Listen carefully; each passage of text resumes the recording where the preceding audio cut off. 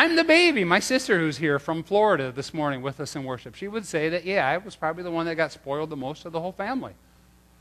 But sometimes families don't expect a lot out of the baby. You know, because you're the baby. The oldest does. The oldest expects or is expected out of the oldest. That's right, a lot's expected out of the oldest. But Gideon is saying, I'm the baby. I can't do it. Moses bows out. Moses says, hey, I can't talk. How am I going to lead the Hebrew people? I can't talk. Well, come on, Moses, you were brought up in Egypt. You were brought up in the best universities of the world. But he tried to beg out of the call. I know I've shared before with you that when I was a kid, I stuttered a lot. I went to speech therapy in elementary school, and man, there was no way in the world that I would get up and speak in front of my class. And I still today, you know, we're having the neighbors coming over tonight, and I'd rather talk in a smaller group, a one-on-one. If I'm in a larger group, and if I don't sort of not in the lead of the group, I tend to it just doesn't come out right. I feel like the movie King's Speech, you know, when the king stuttered and couldn't get the words out.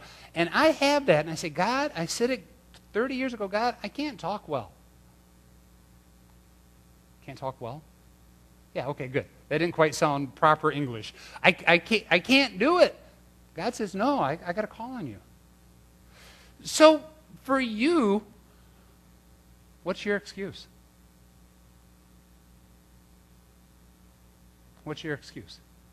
Luke chapter 14, Jesus talks about this, and he tells the story of the parable that a king has a wedding and a banquet, and the king sends the servants to bring all the people in to have this huge banquet.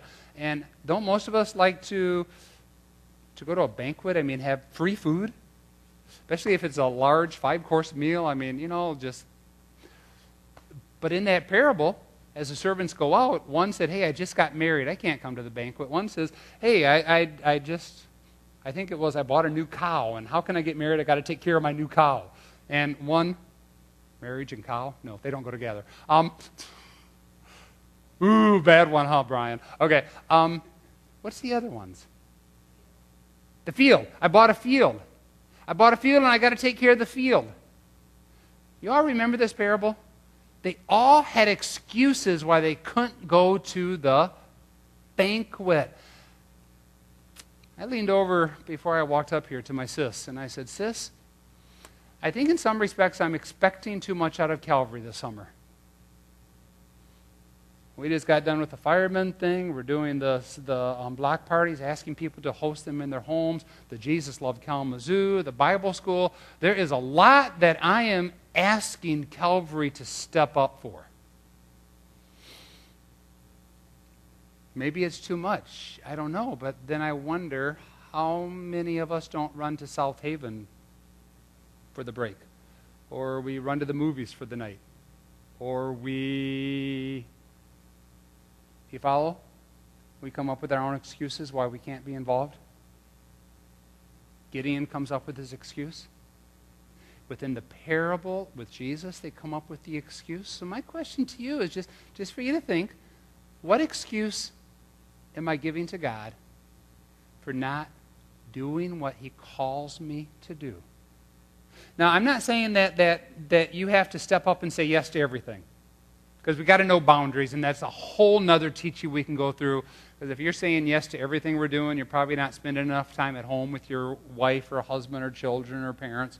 Follow me with that? We've got to have boundaries. But the reality is, if all of us, all 125, 150 people stepped up and did one thing, imagine what God would do to this church. Imagine what God would do to the community. So we've got to ask ourselves, what are the excuses that we're using that are just simply excuses? And what are some of those things which are really valid, and the fact that, yeah, we do at times have to say no. Gideon is coming up with excuses which are not valid. Okay, verse 17, chapter 6. Whoa, we got chapter 7 and 8 to go yet. Verse 17, Gideon says, if I found favor in your eyes, give me a sign. Don't leave until I come back. And what we read then is Gideon goes into the house, he gets some bread, he bakes the bread, he takes a sheep, He slaughters the sheep, he cooks the sheep, and brings it out and gives it to the angel, and they put it on a rock. This took time.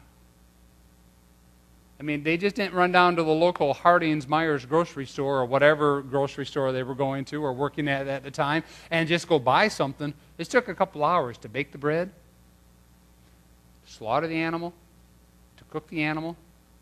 And he comes out and they put it on the rock, and the angel of the Lord reaches out, and with the tip of his staff, a fire flares up from the rock, consuming the meat and the bread. And it's a sign to Gideon that, yes, you are the valiant warrior who I'm called to you. And the angel says, peace to you, don't be afraid, you're not going to die. That same night, the angel came to Gideon and said, take a second bull from your father's herd, one that is 7 years old. This was 25 minutes ago, but if you remember, the Midianites have been invading Israel for 7 years. And the angel says, take a bull that is 7 years old. God created the heavens and the earth in 7 days. Okay, 7 is a number of perfection. So Gideon takes the bull. He goes and he tears down his father's altar to Baal and the Asherah altar, the pole beside it. So he tears down the altar to Baal, and here's just a couple. This is an altar with the horn symbolizing the bull of Baal, and this is another ancient altar to Baal, who was, the symbol of Baal was a bull. And then the Asherah pole is a pole symbolizing fertility.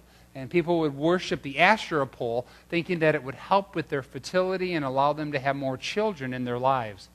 So Gideon takes the 10 servants and they tear these two things down.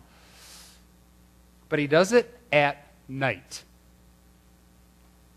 God sees him as a valiant warrior, but he's still hiding at night, still afraid. But he's actually moving. I cannot tell you how fearful most of the elders are when they become elders and they get up here on a Sunday morning and pray. Pray for the offering. I can't tell you how many have been fearful of that. I can't tell you how many have at times when we've asked them to be an elder, they've said, do we have to pray in front of the church? And I've said, well, no, you can pray in the back. It's sort of like Gideon tearing down the altars at night. Okay, want you to do it, but if you need to be in the lobby, okay, do it in the lobby. We'll mic you up, and you don't have to be in front of everybody else.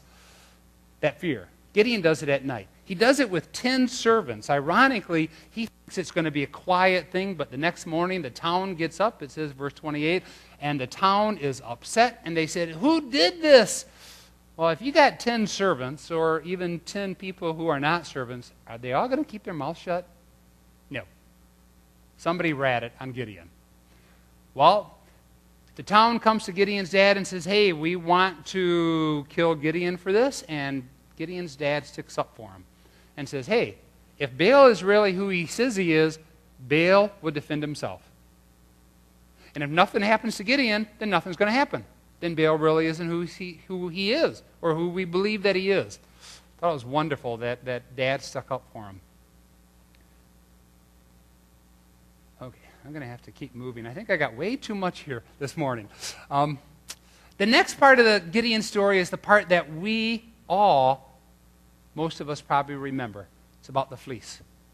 Okay, Gideon already said once, hey, I can't do it, God. God says, with the angel, he says, you can. Then Gideon says, okay, give me a sign. And God says, okay, I will. And then the fire comes out and burns up the bread and the offering.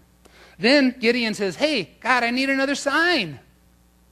So what happens is there's the sign of the fleece. Most of us have heard this story. How Gideon takes the fleece, he prays, and he says, God, if it's your will, next morning the fleece will be dry and the ground around it will be wet. Well, Gideon gets up the next morning and the fleece is dry and the ground is all wet. He says, oh, okay, God, that's good, but one more time. This time, let the fleece be all wet and let the ground be all dry. Gideon got up and the fleece was all wet and the ground was all dry. Some people take this as testing God. Scripture says, do not put the Lord your God to the test. Other people take this as saying, no, Gideon was trying to really see